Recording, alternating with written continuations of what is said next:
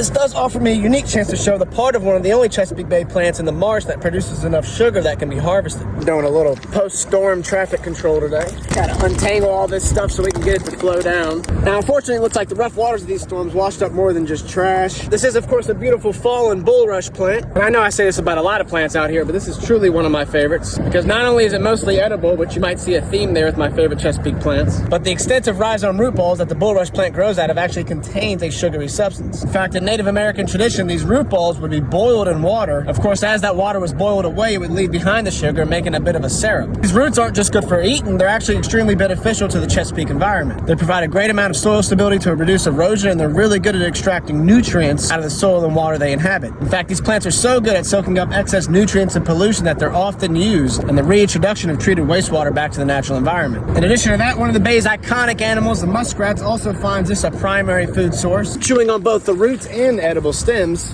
And then you've got these nutritious seeds that are produced when this thing flowers. And these seeds are a food source for over 52 species of migratory and native birds. When you catch this thing in mid-flowering, you can use the pollen as a flour, which Native Americans and many modern foragers also use for things like cakes and breads. So we're gonna try and scheme up a way to save this guy and use him. We gotta find a new home for him.